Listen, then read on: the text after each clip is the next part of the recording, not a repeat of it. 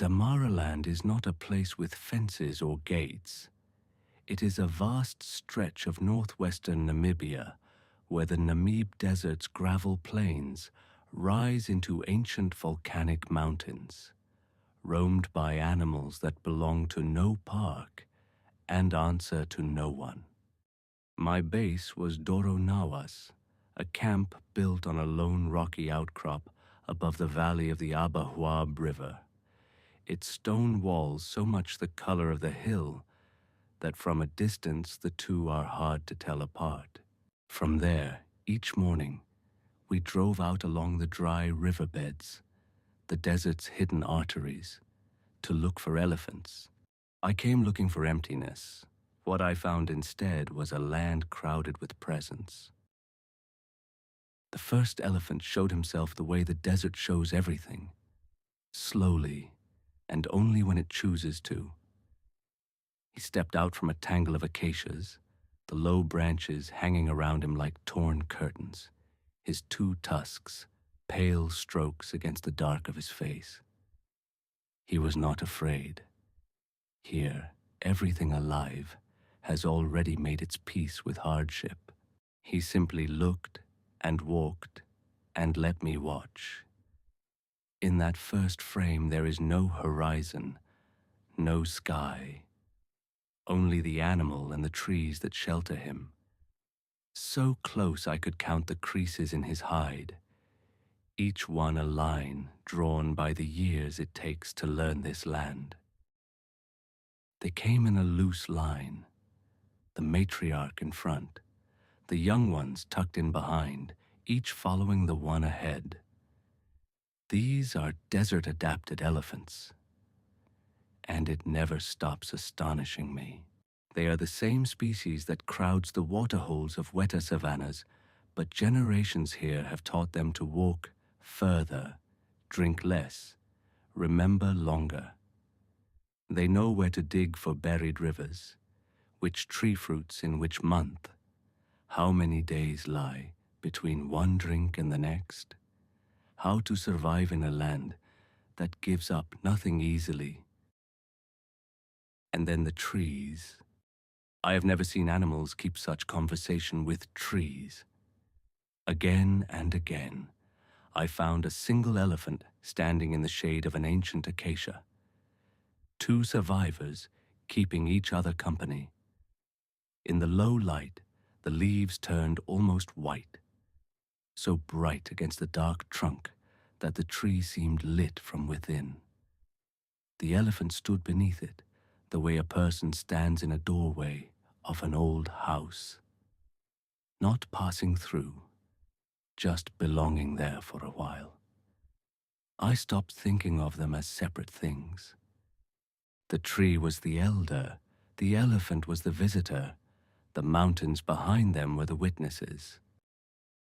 Then, as always in this land, they moved on. There is a photograph I keep returning to. Two elephants walking away from me through tall, pale grass, their backs to the lens. Nothing dramatic happens in it, and yet it holds the whole feeling of Damaraland. The sense that you are always watching something depart, that the land is so vast, the animals are forever dissolving into it. By now they were a long way off, two of them, working their way up a pale slope, so small the hillside seemed to swallow them. From a distance they lose all their weight. They become dark commas in a sentence written mostly in silence. And the sentence is about scale, about how little room a living thing takes up when the horizon is that wide. Some things are only meant to be seen for a moment. After that, the elephants became small, and the land became everything. With the elephants gone, the land itself stepped up to be looked at. And then, the land itself. The mountains of Damaraland do not rise so much as pile up, range behind range, each paler than the last, until the farthest are only a suggestion of gray, dissolving into the sky. Flat-topped massifs float above their own foothills, their summits wrapped in cloud that will burn off and be forgotten by mid-morning. Below them, always, the winding track. Two thin lines scored into the plain by some vehicle long gone, curving toward the mountains and vanishing. A line drawn by someone who could not resist going to see what lay beyond the next rise. Up close, the land tells a harder story. On the ridges I found the corkwood trees, squat, swollen-trunked, their bark peeling to a ghostly pale, their bare branches thrown open against the sky like something caught mid-gesture. They grow straight out of the black volcanic rock, out of nothing, holding water in their bloated stems, the way a person holds their breath. Around their feet, the boulders lie stacked and fractured, dark as iron. Nothing here is soft. Even survival is angular. Alone or in pairs, these trees are the desert survivors, rooted in almost nothing, holding a little water and a lot of patience. And then, one afternoon I found, among the charcoal gravel and the wire-thin grass, a single cushion of tiny white flowers, no bigger than my two hands, blooming for no one, in a place where rain is a memory. I'd come all this way to photograph elephants and mountains, and it was this, the smallest thing, that undid me. The desert does not only endure, sometimes quietly, it insists on being beautiful. By the last light, the elephants came back to me one more time, two of them at a trot, kicking up ghosts of dust, running to the water hole. And then a final frame, one elephant, small and patient, passing under a single enormous tree whose crown had caught the light and held it.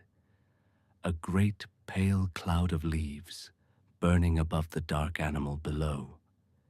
The elder and the visitor, one more time. The same conversation I had walked in on days before, still going, and destined to go on long after I had folded my tripod and driven back down the winding track. That is what was left in my heart from Damaraland. Not color. I never wanted color. Color would have been a distraction, small talk. In shades of black and white, the land says only what it means. Stone, grass, water remembered, the long grey patience of things that have learned to stay. I came expecting emptiness. I left understanding that emptiness, looked at long enough and in the right light, is only another word for room. Room for a tree, an elephant, a single white flower, and the enormous quiet in which they go on, keeping each other company.